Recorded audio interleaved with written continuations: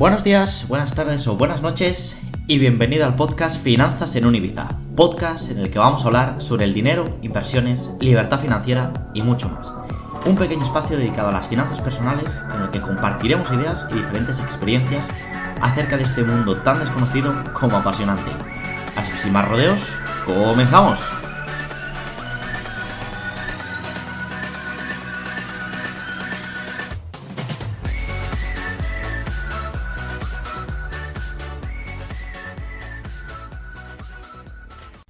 El capítulo de hoy seguramente sea uno de esos capítulos que levante ciertas ampollas, porque cuando se trata del dinero a nadie nos gusta que nos digan qué hacer con lo que ganamos, cómo invertirlo, cómo ahorrarlo, incluso cómo gastarlo. Así que lo que os propongo es simplemente una idea para que quien quiera la coja y la utilice en su favor, y quien no, pues bueno, simplemente que me escuche este ratito y luego ya pueda aprovechar para decirme, pues eso está mal, o yo no lo haría así, o si no lo quiere tener en cuenta, no pasa absolutamente nada. El caso es que yo quiero daros una alternativa a la gestión del capital y a la gestión del ahorro, para que, bueno, pues si lo queréis probar, que tengáis un tiempo para probarlo. Voy a dividir el capítulo de hoy en dos bloques, el primero dedicado un poquito al ahorro y el segundo dedicado a la gestión del capital. Comenzamos por el ahorro. El ahorro, es necesario, lógicamente. Antes de empezar a invertir no tiene ningún sentido partir de una base sin ahorros. El ahorro al final es la gasolina de nuestro vehículo hacia la libertad financiera. Por mucho que seamos unos excelentes pilotos y sepamos invertir con una rentabilidad estratosférica, por mucho que conozcamos el mundo inmobiliario, por mucho que sepamos acerca de criptodivisas, por mucho que sepamos acerca de bolsa o lo que sea, si no tenemos dinero para moverlo, no vamos a generar ninguna rentabilidad. Nuestro coche se va a quedar absolutamente estancado. Entonces, para avanzar en nuestro propósito, en nuestro viaje hacia esa libertad financiera, vamos a necesitar ahorrar.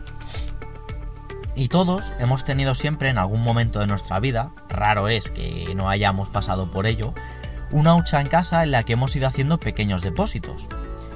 ¿Qué suele ocurrir con estas huchas? Que empezamos muy fuertes, empezamos muy motivados, pero conforme va pasando el tiempo nos aburrimos, no nos apetece, queremos abrir la hucha enseguida y digamos que vamos perdiendo esa consistencia. Os voy a plantear dos fórmulas de ahorro poquito más divertidas para quien las quiera poner en práctica, y además, pues bueno, también para capear esas excusas que nos suelen surgir, esos imprevistos, esos gastos al final de mes que no nos esperábamos, esas fechas un poquito más complicadas, cuando llegan cumpleaños, cuando llegan bodas, cuando llegan comuniones, pues bueno, para seguir siendo constantes a pesar de los baches que nos puedan aparecer en el camino. El primer método, hay que tener en cuenta que lo que os voy a plantear es para que quieras ahorrar y no me meto en cantidades. Puedes ahorrar 1 euro al mes, puedes ahorrar 1000 euros al mes. Lo bueno de estas dos estrategias es que están planteadas tanto para adultos como para niños. Incluso para quien quiera poner en marcha estos pequeños juegos con sus pequeños e ir inculcando ese hábito, pues que lo pueda hacer desde céntimos si quiere. Porque al final, más que el hecho de decir ahorrar mucho o ahorrar poco, es la constancia, es el hábito de decir, soy capaz de poquito a poco ir echándole combustible a mi vehículo y después pues mejoraré o no mejoraré las inversiones, pero sé que tengo un colchón bastante bueno para poder operar. El primer método es el método de los sobres, y es una fórmula que a mí me hizo bastante gracia porque recompensa al propio ahorro. ¿En qué consiste? Pues bien, vamos a fijar una cantidad semanal, diaria, mensual, como queráis. Una cantidad fija. Yo, por poneros un ejemplo, voy a hablar de 5 euros a la semana. Entonces vamos a tener un sobre y vamos a echar 5 euros todas las semanas, de forma continua. Y lo que vamos a hacer es que cuando lleguemos a una cantidad, cuando lleguemos a un objetivo, aumentar, y esa vez, en vez de depositar 5 euros, vamos a aumentar una cantidad mayor, por ejemplo, 10 euros. Este sobre todo, bueno, es una fórmula que no admite excusas porque al final, aparte de ir ahorrando de forma continua, vamos a premiarnos cuando lleguemos a cierto nivel. Si a alguien le parece muy complicado, vamos a hacerlo más sencillo. Vamos a poner el ejemplo de 1 euro, ¿vale? Yo como si se lo comentase a un hermano pequeño mío. Todas las semanas vamos a depositar en nuestro sobre 1 euro. Y por ejemplo, si hemos sido constantes y conseguimos llegar a los 10 euros, en la 10ª semana vamos a depositar 2 euros. Cuando volvamos a llegar otra vez a ahorrar 10 euros más, vamos a depositar 3 euros o 4, los que queráis. Cuando hayan pasado 10 semanas más y estemos en la semana 30, vamos a depositar 4 euros. ¿Han pasado 10 semanas más? Pues vamos a depositar 5 euros y poquito a poco vamos a, digamos, que cada vez que lleguemos a nuestro objetivo, aumentar el premio. Esto obviamente favorece que, si no lo podemos permitir, vayamos ahorrando también o aumentando el ahorro en nuestra semana, pero sobre todo que esas pequeñas aportaciones mayores que vamos a hacer terminen superando la propia semana. Con el mismo ejemplo que seguíamos, cuando lleguemos a la 10ª semana, directamente vamos a depositar 8, 9 o 10 euros, que es casi lo mismo que hemos ido aportando pues semana tras semana. Entonces me parece que es una fórmula bastante interesante, bastante sencilla y que, lo dicho, ¿no me puedo permitir grandes ahorros? No pasa nada, empieza desde céntimos, pero empieza. La fórmula número 2 para mí me supone una fórmula de ahorro inconsciente. ¿Qué quiere decir esto? Consiste en que en todas las compras que hagamos, pues por ejemplo, voy al supermercado, o me compro unos zapatos, o me gusta gastarme dinero en videojuegos, o me gusta gastarme dinero en libros, o me lo gasto en maquillaje, en lo que sea, pues redondear al alza la cantidad de gasto que tengamos, de forma que esa diferencia entre la cifra redonda y el dinero que nos gastamos la vayamos acumulando. Un ejemplo, vamos a hacer la compra y vamos a poner que me cuesta 46 euros con 10 céntimos. Pues para redondear al alza, la siguiente cifra sería 50 euros. De forma que el valor restante, los 3,90, los vamos a ahorrar. ¿Por qué? Es como simplemente si hubiésemos ido a la compra y hubiese sido más caro, por lo que sea. Aquí es muy interesante también tener en cuenta que hay aplicaciones, si la gente que compre un poco más con tarjeta, que automatizan este gasto. Ahora mismo no recuerdo el nombre de ninguna, pero bueno, si lo buscáis en la App Store o en la aplicación de Apple, o en Android o en la plataforma que sea, seguramente lo encontréis. Y al final, pues, me voy a tomar algo con los amigos, me cuesta 1,80. Pues venga, redondeo hasta 2 euros, me lo sumo. Y así poquito a poco, como digo yo, vamos haciendo un ahorro de hormiguita, pero que nos puede sorprender mucho a final de mes. Aquí es sobre todo útil para la gente que haga mucho tipo de gastos o que tenga una actividad bastante fluida, que se encuentre pues eso, con 20, 30, 40, 50 euros a final de mes. Por ejemplo, lo vuelvo a transmitir como si fuese para mi hermano pequeño. Vamos a imaginar que tenemos 5 euros de paga y esos 5 euros pues los queremos gastar para comprarnos chuches o porque, yo que sé, me quiero ir a echar una partida a los bolos, lo que sea. Vamos a poner el ejemplo de un niño pequeño.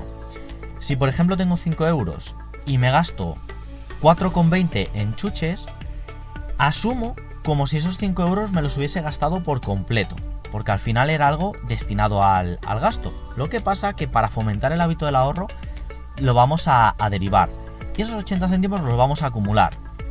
Aquí simplemente lo dicho, el ahorro, como es más importante generar el hábito que la cantidad, vamos a extrapolarlo incluso a cifras mayores y, como hablábamos, todos, o como voy a utilizar la siguiente frase, ¿vale? Que para no liarme mucho, es la forma de que muchos poquitos sumen un muchito. Entonces, lo dicho, os lo dejo como alternativa, como variante. Y tenéis el método de los sobres, que recompensa cada vez que llegamos a un objetivo. y el método del redondeo al alza, que va a favorecer sobre todo pues bueno, ahorros hormiguita, siempre y cuando pues tengamos gastos bastante, más o menos, bastante fluidos. Y dicho esto, vamos a pasar a la gestión del capital, que es el segundo apartado que vamos a comentar en este podcast. Para gestionar nuestro capital, lo ideal sería repartirlo entre diferentes opciones. ¿Por qué? Porque bueno, una de las grandes normas que se utiliza en el mundo de las finanzas es diversificar, es decir, no poner todos los huevos en la misma cesta. Entonces, para diversificar nuestros ingresos, lo ideal sería tener diferentes partidas, y si se pueden automatizar, mucho mejor. Una de las cosas que diferencia a ricos y pobres, y yo me incluyo hoy por hoy en el grupo de los pobres, aunque intento pensar cada vez más como un rico, es que los ricos primero ahorran e invierten parte de sus ingresos y después gastan lo que quieran gastar, mientras que la mentalidad un poquito más pobre, y lo dicho, yo me incluyo en este campo, primero gastan y luego, si queda algo, se plantean si no en ahorrarlo. Entonces, yo os planteo una fórmula que podéis adaptar como más queráis. ¿En qué consiste esta fórmula? En dedicar una parte a subsanar o a pagar nuestros gastos diarios, otra parte para invertir en nuestra educación, y si es en nuestra educación financiera, que es el objetivo que tenemos en este podcast, mucho mejor, una parte destinada al ahorro, que os va a resultar mucho más sencilla si encima utilicéis alguna de las dos estrategias mencionadas anteriormente, una parte dedicada a inversión, sobre todo a medio largo plazo, para que nuestro propio dinero trabaje para nosotros, una parte dedicada a la donación, vamos a hablar un poquito más detenidamente en unos minutos, y una parte dedicada al lujo. Al final, pues bueno, es si queremos dedicarnos a ahorrar y invertir una parte, si no nos permitimos pequeños caprichos, al final, pues bueno, eso mentalmente tampoco es sano. Empiezo por el estilo de vida. En este apartado, la gente que habla de gestión de capital, de bueno, un poco cómo idealiza esta idea, habla de que realmente lo bueno sería tener el 50% de nuestros gastos destinado a nuestro estilo de vida. Cubrir gastos básicos como el alquiler, el coche, la comida y la ropa. Esta parte la verdad que es dura, es difícil de asimilar, porque muchas veces nos hace replantearnos si estamos viviendo el estilo de vida que de verdad nos podemos permitir. Y no nos vamos a engañar, la situación muchas veces no es sencilla. Hay gente que por el nivel de ingreso que tiene, y vuelvo a repetir que me incluyo, no tengo una fortuna hoy por hoy, el nivel de ingreso que tenemos dificulta y mucho poder destinar solamente el 50% a costear nuestros gastos básicos. Si por lo que sea tu circunstancia es una de estas, no pasa nada, aumenta esta partida a un 60, a un 70%, a un 80%, pero déjate aunque sea un mínimo, un pequeño mínimo para los otros apartados. Que lo dicho, es por lo que sea, tenemos muchos gastos de alquiler o tenemos deudas que pagar o lo que sea y tenemos que aumentar esta partida, no pasa absolutamente nada, pero vamos a intentar reservarnos más que nada para generar el hábito y la mentalidad, una pequeña parte para lo demás. Muchas veces sucede que cuando nos acostumbramos a vivir al 80 o al 90% de nuestra capacidad, nos damos cuenta de que recortamos en gastos que a lo mejor no era tan necesario como pensábamos.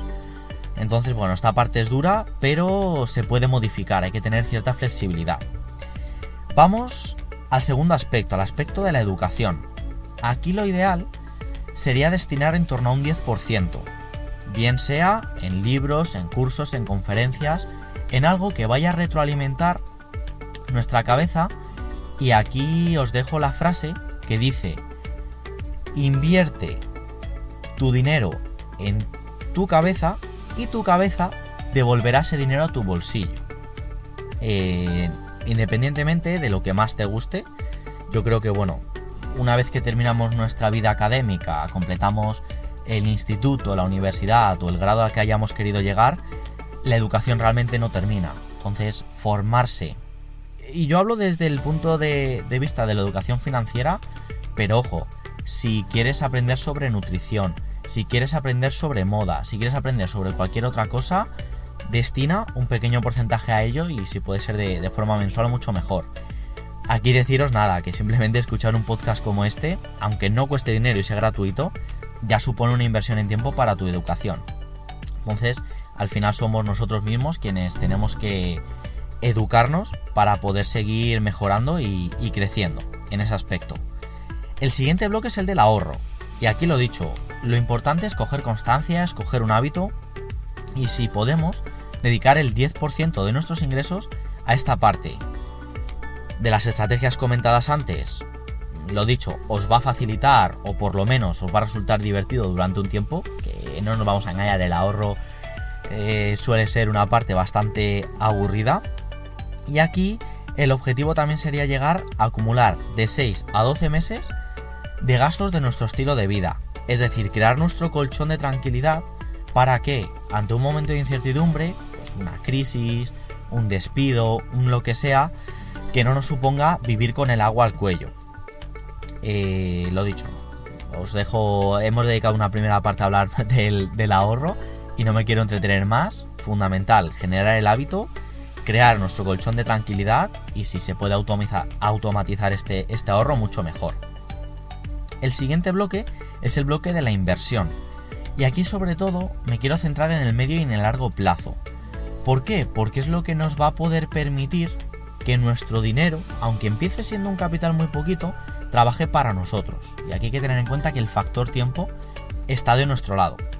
Cuanto antes podamos empezar, más fácil o antes vamos a ver también los resultados. Entonces, si eres sobre todo una persona joven, conviene tener un horizonte temporal largo en el que al final, pues bueno, vamos a ver cómo terminamos llegando y no nos arrepentiremos ni mucho menos cuando estemos en ese punto. Si puedes, también automatizar esta parte, la parte de inversión, mucho mejor. Y aquí, pues bueno, utilices el instrumento que utilices, un fondo indexado, una propiedad inmobiliaria o lo que quieras, si lo puedes automatizar mucho mejor, porque eso ya te va a hacer desligarte o desapegarte un poquito más de esa inversión y que los beneficios que vaya obteniendo pues se vayan reinvirtiendo en la misma inversión. Vamos con el porcentaje del lujo, al que también sería interesante dedicarle un 10%. ¿Por qué este 10%? Porque al final es una forma de premiarte y de mantener a nuestra parte mental más materialista controlada. Es simplemente una forma de favorecer la psicología a largo plazo y lo dicho, vamos a hacer grandes esfuerzos. Nos va a costar invertir, nos va a costar ahorrar. Darnos un capricho va a suponer realmente un desahogo para nuestro cerebro y para nuestra parte psicológica que es necesario. ¿Por qué? Porque empezamos muy fuerte, como te decía, para no caer en el desánimo, en la desmotivación, dedicar una parte a lujo.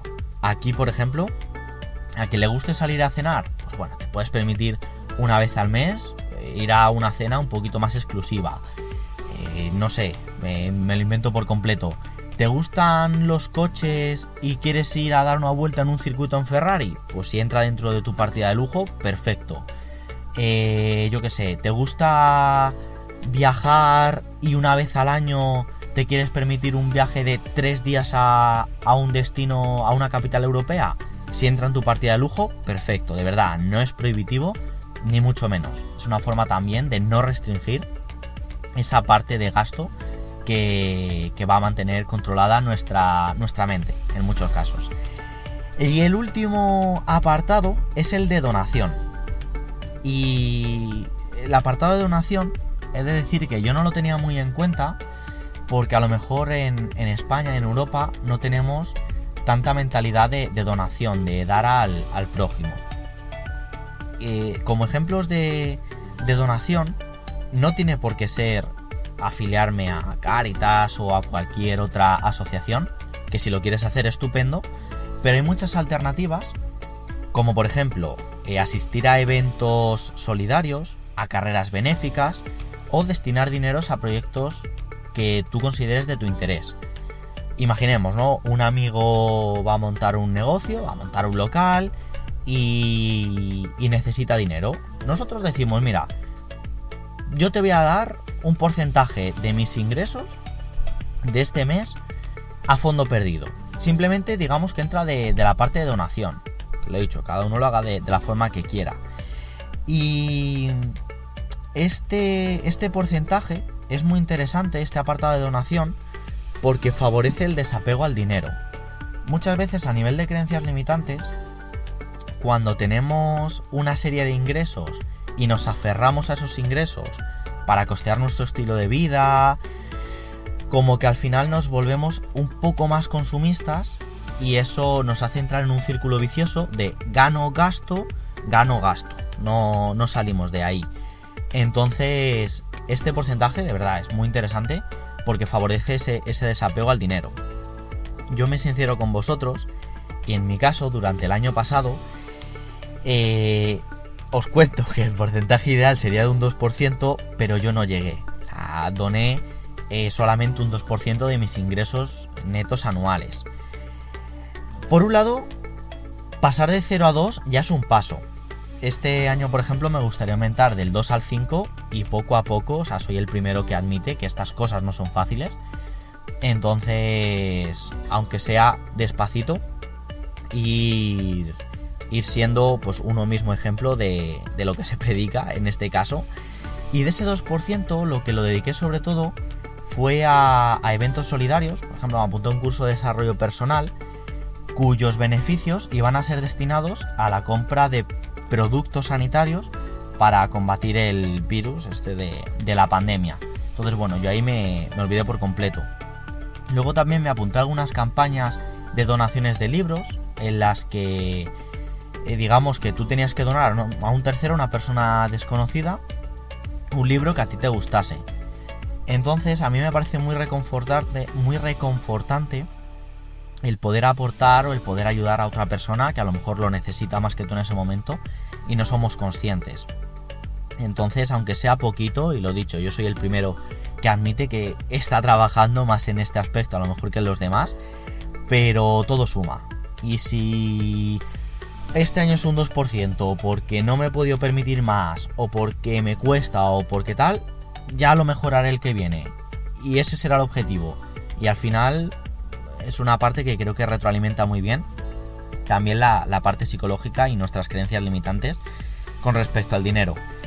Así que nada más, terminamos con el podcast de hoy hablando del ahorro, de 2 estrategias para poder ahorrar y luego de gestión del capital, de cómo diversificar nuestros ingresos en diferentes partidas para cubrir nuestros gastos básicos, para dedicar una parte a educación, para dedicar una pequeña parte a ahorro, otra a inversión y 2 conceptos que a lo mejor no estaban tan presentes, que eran los de lujo y donación. Y nada más, lo dicho, hoy os lo propongo, tomarlo si queréis y si no queréis dejadme en comentarios cuál es la diversificación o cómo gestionáis vosotros vuestro capital para seguir tomando ideas. Nada más, nos vemos en los próximos podcasts, un fuerte abrazo, chao. Y hasta aquí el episodio de hoy. No te olvides de dejar tu comentario y tu valoración, así como de suscribirte si es que todavía no lo has hecho, y espero de verdad que hayas disfrutado de este pequeño ratito hablando de finanzas personales. Nos vemos en los próximos capítulos. Un abrazo fuerte, chao.